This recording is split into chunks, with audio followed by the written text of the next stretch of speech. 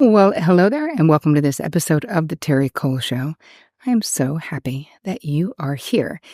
I want to start with a question, as I sometimes do, or as I often do. Are there people in your life that you don't even know that well, but for some reason, from the moment you meet them, you simply cannot stand them, but you don't know why? Or maybe you have a pattern of getting into conflict with specific types of female colleagues, right? Do you have like an arch enemy at work, every place that you work for some reason, and you're not sure why? Or you have a really hardcore dislike for certain types of male bosses? Or are you overly jealous of certain friends? Maybe even you have a heightened reaction to something like an offhanded comment from a stranger or an acquaintance. All of these things are infused with transference, meaning you are having an amplified response to someone in present time because they remind you or are similar to someone or something in past time. So in today's video, I'm breaking down transference, what it is, what it means, and how you can stop doing it in your daily life because it is confusing. So I'm going to be covering why we repeat what we do not repair, signs that you're experiencing a transference, and questions you can ask yourself to trace back to the original injury, because usually there is some kind of original injury. So if you don't know me, you happen to be new here, my name is Terri Cole. I'm a licensed psychotherapist, relationship expert, the author of Boundary Boss and the Boundary Boss Workbook, and the brand new book coming out October 15th called Too Much: How to Break the Cycle of High-Functioning Codependency. I think you're gonna love it, is all I'm saying. So before we get into it, if you happen to be new to my YouTube channel, please hit that subscribe button right now. Okay, I'll wait. Are you hitting it? Did you hit it? Thank you. I appreciate that. Also hit the bell icon so that you get notified every time I roll out something new, which is every Tuesday and every Thursday. And since I do it for you, I wouldn't want you to miss it because literally you're the people I'm creating it for. I love all your questions and your comments. You guys know I read them all, and I love to highlight them. So this is from DNMP4632 under the video called Afraid to Speak Up for Yourself, How to Talk True. And they say, "You really are my spirit mama. Can't thank you enough for the kind and loving words you gift us with." Heart. Oh, I'm so happy to be anybody's spirit mama who needs a good mama. If you didn't have one, I'm happy to be that for you on the interwebs. Thank you so much for leaving that comment, though. It really warmed my heart. All right, let's get into today's episode. So, let's just start with the basic information about transference. Let's just talk about what it is. If you've ever had an experience where you feel like your emotions don't align with what's actually going on, right? You may have experienced transference. And listen, as human beings, we all experience transference. It's just to what degree. That's what we're trying to figure out, is to what degree are we having a transference. So Freud originated this theory of repetition compulsion and taught us that as humans, we have this compulsion to repeat dramatic or traumatic experiences in our lives. So to simplify it, I just call it repeating relationship realities, because it seems like you're in the same relationship over and over with the same person, but it's actually different people. When you experience a transference, you can become unconsciously triggered by a situation or person. And I'll call it activated, right? Because being triggered, a lot of times we only associate triggers with really big T trauma events. So being activated means that there's a heightened reaction to what is happening. So it might be the situation, the person, whatever it is. As therapists, we commonly talk about transference, where the client can experience a transference to the therapist, meaning they're relating to you like they're not good mom, and they need reassurance that you are a good mom, so to speak, in quote unquote. But that's very normal. A lesser known thing, which will be for another episode, is we talk about countertransference, where the therapist experiences a transference to you. So if, as a therapist, I have a client who, for some reason, I dislike them right out of the gate, like I don't even know why, but there's something about them I don't like, I'm able to talk to my supervisor and really connect the dots backwards to, why do I feel this way? What is it? And I came up with, which I'm going to be sharing with you in this episode, and I've shared it with you many times before, but I came up with a really great tool that we can use to be able to identify when we're having a transference. So that's the 3 cues for clarity, which we're going to get into in a little bit. So why do we repeat what we do not repair? My own experience of it, or my own thoughts about it, is that the child within us, to a degree, is like ever hopeful that this time it's going to be different, right? That it's almost like we're seeking a do-over. So let's say we had a very difficult father. Then we get involved in relationships with difficult men. I feel like the little kid in you is looking for a better outcome than you were able to have with your father. My father was emotionally unavailable, and in my young life, I found myself, and I've told you guys this, in relationships with unavailable men. So some of them were emotionally unavailable. But then once I got healthier and I stopped attracting those types, I was still attracting people who were geographically unavailable. People who lived on other continents is who I was dating, which also, of course, speaks to my own ambivalence at the time of my own intimacy stuff that was coming up. But again, I was down deep, the little kid in me was looking for a better outcome than I was able to create with my father. So how does transference negatively impact our lives and relationships? Well, I think it's kind of obvious, but we keep repeating original injuries and playing them out, right? So unconsciously, which leads to a lot of heartache, a lot of frustration, a lot of pain, where I always say, you can talk it out or you can act it out. And when we're having a transference that we're unaware of, we're acting it out time and time again. So what are some of the signs? Let's talk about signs and symptoms of sort of experiencing a transference or being in a transference. So you might feel more, let's say, angry than a situation really warrants. You might feel more hurt, right? You might be more sensitive, right? And this can happen like in an instant, where you might just blow up at someone. So let's say that you had a very punitive mother who is very critical of you. You might have a friend who is not being critical, but is just saying, oh, you know what, I actually like those other pants better that you were going to wear. And you might get overly hurt or defensive or angry with them because the tone of their voice reminds you of the way your mother always criticized you. So again, that's an example of, and listen, a lot of times you might actually also attract really critical women in your life if you had a very critical mother. Like we're repeating these relationships again, seeking something. So the repeating relationship realities, that doesn't just apply to romantic relationships. Another thing where you might be having a transference is that you might stay in unhealthy relationships too long. So if you grew up in a chaotic or dysfunctional or addictive family system, you might experience a transference of the love you felt for a parent or a caregiver who was unwell or psychologically injured. And if that was the case, you might actually find yourself repeating that in your romantic life. As a child, since we don't have an option to leave as we're kids, we're not like hitchhiking it up to like our own apartment to get away. Like we are the ultimate captive audience as children. If you're experiencing this type of transference in a relationship that you know you should leave or that's chaotic or a situation that's damaging you, you might feel paralyzed or unable to move away from that unhealthy relationship dynamic.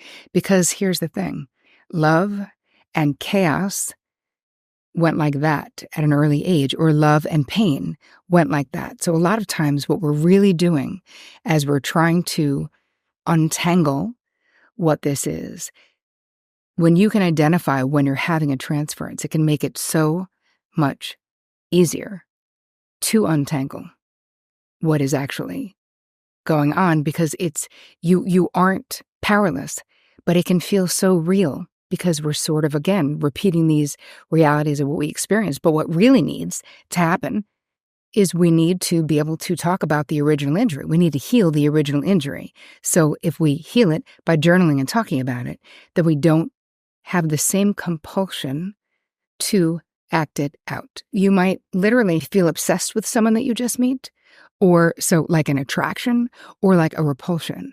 And I had this experience, and I didn't know it was a transference at the time. But when I was working, I was going to grad school to become a therapist, and I was working in a drug treatment clinic. And the boss there Dr. Washington was his name. I couldn't stand that guy. So I would go into therapy and talk about what a mean, cold jerk he was. My reaction to him was extreme, which I didn't even know at the time. I was just in school to be a therapist, but still, you'd think I would have been clued in. I would avoid him at all costs. If he was in a meeting, I would not say one word. If he was coming down the hallway and I was going to pass him, I would jump into the bathroom to avoid passing him. Like I really had this massive aversion to him. And then when I was finally talking about it in therapy, my therapist was like, hello, who does Dr. Washington remind you of? Can you tell me? Describe him. I was like, Brooks Brothers suit wearing, Wall Street Journal reading, martini swigging, golfing on the weekends. You know the type. And she was like, hi, who else would that describe? And I could not believe how blind I had been to the fact that this guy reminded me so much of my father. He even almost looked like him. They were both 6'2". He had dimples, a very deep, rumbly voice like my father. So anyway, I was almost embarrassed that I was in school to become a therapist, and I felt like this was so obvious, but I couldn't see it. And I realized what happened, and she helped me see. She was like, Terri, do you understand why it matters that you realize you're having a transference to your boss?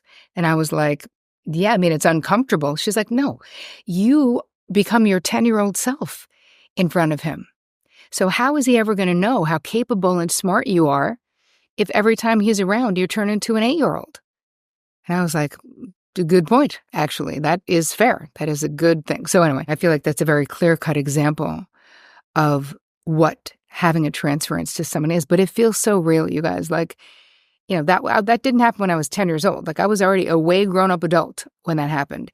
And I could have sworn it was him. And what happened is, when she helped me recognize I was having a transference through that experience with Bev, my therapist, I actually came up with the 3 cues for clarity, which is, who does this person remind me of? Where have I felt like this before? And how or why is this behavioral dynamic familiar to me? And the behavioral dynamic was me avoiding him. And that's exactly what I did as a kid. My father walked into a room. I was like, how you doing? And literally went straight to my room. So that was super helpful. And it was through Bev's help in having, showing me what I was actually doing that I was able to come up with this so that hopefully I could help you. Another indication that you might be having a transference is taking things very personally when it comes to specific people or situations, very similar to the critical mother thing, or someone using language that was used against you as a child, or some kind of an implication that you didn't like, or you might have heard stories, right, about you that your father hated you or rejected you as a child. And if someone in your adult life unconsciously reminds you of your father, you might think, I don't know why, but I think he doesn't like me. You know what I mean? Where I actually had that experience with one of my clients who I actually wrote about her in Boundary Boss, that her father left the family after she was born, and her mother basically told her it was because of her. And so, I was seeing this woman who was a trauma nurse, an emergency room trauma nurse. She was in her 40s, and she was still telling that story like it was true.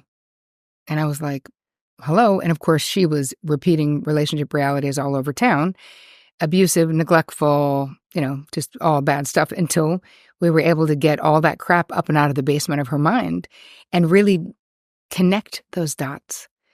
Go, oh my God, this is why I feel this way around this person. And giving yourself a break, right? Because none of us are perfect, right? None of us are perfect. And you guys, don't worry, I have all this for you in the guide. Back to the 3 cues for a minute, though, which you'll have in the guide. But sometimes I'll also, if the 3 cues themselves, who does this person remind me of? Where have I felt like this before? And how or why is this behavioral dynamic familiar to me? If those are not really producing it, or another way that's a little bit different visually is to say, when I'm in this interaction, in my case, with my boss, who do I become and who did they become metaphorically? So I became my 10-year-old self. Dr. Washington became my father, metaphorically. And that was very helpful to me to actually see what I was doing, right? And in other transference too. But once you understand the notion, the concept of having a transference, it's amazing how much more insight you will just naturally have into yourself how you're acting, how are you interacting with others. So now, let's say you get into like, okay, I'm having a transference, now what? Before we even get into the transference thing, we need to really be clear about our original injuries in life. Like I knew I had a father wound long ago, right? I knew that I did not have an optimal relationship with my father. But there was still work to be done, obviously, if I was having that transference to my boss. So shedding light on your original injuries, this creates new awareness that you didn't have before, which creates new options for you, different things that you can do. You can choose to react differently in the moment and choose to relate to this person in a completely different way. But I feel like we really have to think about what are those original injuries?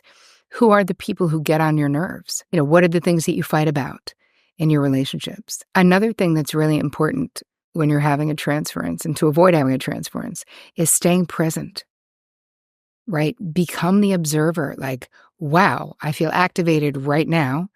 So I included in the guide, I gave you a bunch of ways of staying present. But I feel like once you know, you really realize that there is a parallel process going on all the time as human beings. It's never just the one thing. It's never just, I was having an interaction with my boss. I mean, it was if there were no problems. But when we have repeated problems, it's never just one thing. There is a parallel process going on somewhere unconsciously. And that's what was going on for me. The little kid in me was relating to my boss as my father.